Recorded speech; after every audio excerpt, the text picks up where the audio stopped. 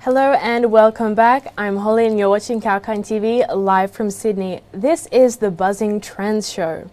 The S&P ASX 200 was slightly down when the opening bell rang, whereas it's up by 32.20 points to 7093.90. The index was pulled up by a strong performance visible in gold miners, while iron ore players edged ahead. This is bolstered by a surge in aluminium pricing, which was last seen this high in 2018, and copper prices reaching their 10-year peak yesterday. The majority of the sectors are in green today, with materials the best performing sector, showing a gain of 0.70%. Let's first focus on why Friday, May 17 is an important day. Some significant events planned across the globe today are, first of all, the Reserve Bank of Australia is out with its statement on monetary policy. China will also come out with its trade balance data for April. Eurozone will update about industrial production for March. The US will declare its job report for April. And now let's have a look at what's making headlines. Good news coming from News Corp, the owner of the Australian, the Daily Telegraph and the Herald Sun, as well as 65% owner of Foxtel. The global media company is happy to announce that it is on track to report the most profitable financial year since 2013, with further increases in revenue and earnings data. Revenue is up by 3%, reaching $2.34 billion US for the quarter ending the 31st of March, while net income is $96 million compared to losses of $1 billion last year.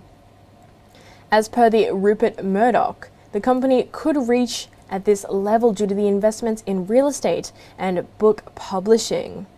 Other supporting factors are cost-cutting initiatives at Foxtel and its move over to an online streaming platform. Macquarie Group, an Australian investment bank and financial service company, record a new high in its annual profit. This high is attributed to the company's successful handling of the coronavirus crisis. Net profit for the company is noted at 10% high as compared to last year, with a 3.6% rise in revenue. The diversification policy followed by the company landed such businesses' performance despite the challenging market conditions. And now moving on to the next big news.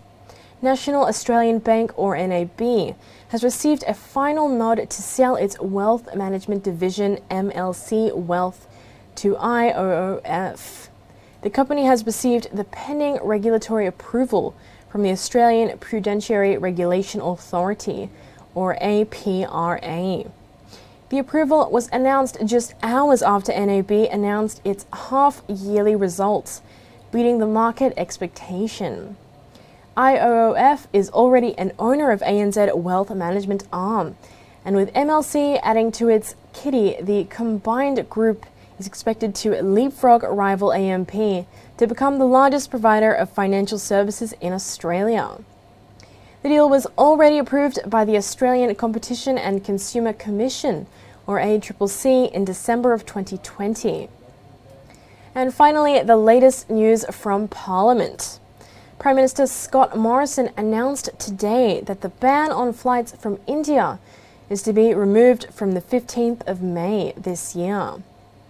The ban is doing its work well in curbing the virus spread in Australia, although 3 charter flights will run during May from India to Australia to get home 900 of the most vulnerable Australians. As per the opening of international travel, the decision is not yet taken on the same and is expected in phases depending on the COVID-19 spread situation across the country.